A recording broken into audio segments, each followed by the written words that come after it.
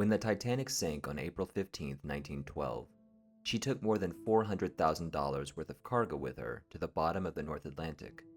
Adjusted for inflation, this would be valued at more than $10 million today.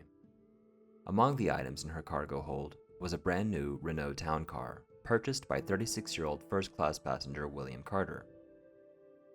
This particular Renault was perhaps most notably referenced in James Cameron's film Titanic, in which the characters Jack and Rose finally consummate their love affair.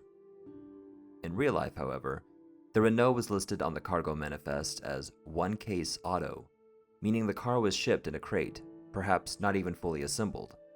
Had Jack and Rose actually had their steamy encounter in a true-to-life scenario, it would have been much darker and, I imagine, far less romantic. William Carter, who had been touring Europe with his wife Lucille and their 2 children, was the wealthy heir to his father's coal and iron business in Pennsylvania. The Carters had come to England in 1911 aboard the Lusitania to attend the coronation of King George V and Queen Mary at Westminster Abbey. Their grand tour of Europe continued for several months, and it was during this time that the French car caught Mr. Carter's eye. European cars, after all, were considered a higher status symbol than American cars like Ford. In 1912, Ford's Model T was becoming an affordable option for the masses, thanks to improvements in the production process. Around this time, a Model T would have cost between $600 and $900. By 1916, with Ford's assembly line producing thousands of cars, a base Model T was selling for just around $350.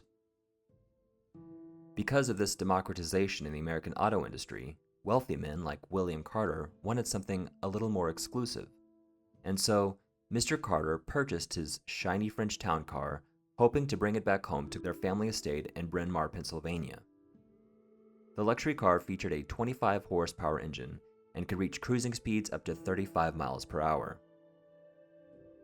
When the family decided to return to America, Carter initially booked passage for an April 3rd departure on Titanic's sister ship, the Olympic.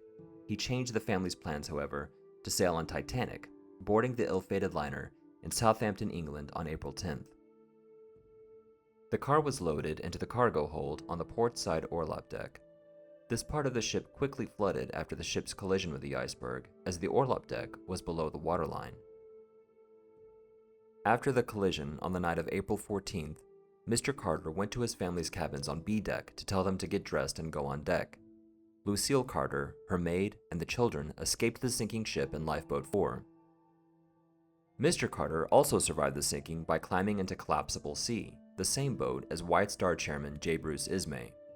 While both men later claimed to have not seen any more women and children nearby to be rescued, both were heavily scrutinized and labeled as cowards for leaving the ship. Meanwhile, Mr. Carter's manservant and the 2 family dogs did not survive the sinking.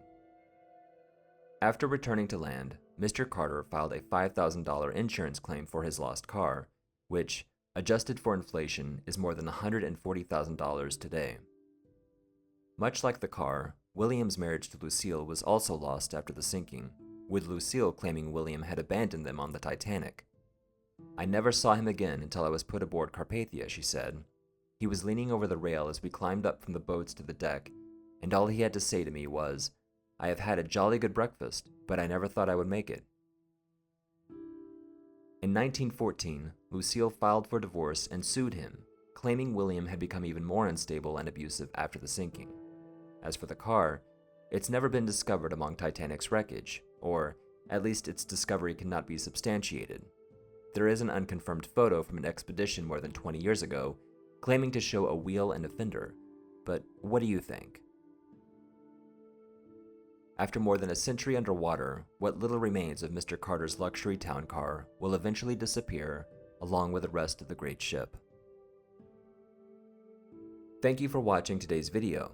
If you enjoy stories about ships and maritime history, please consider subscribing to be notified when I post a new video. Your feedback and support are greatly appreciated.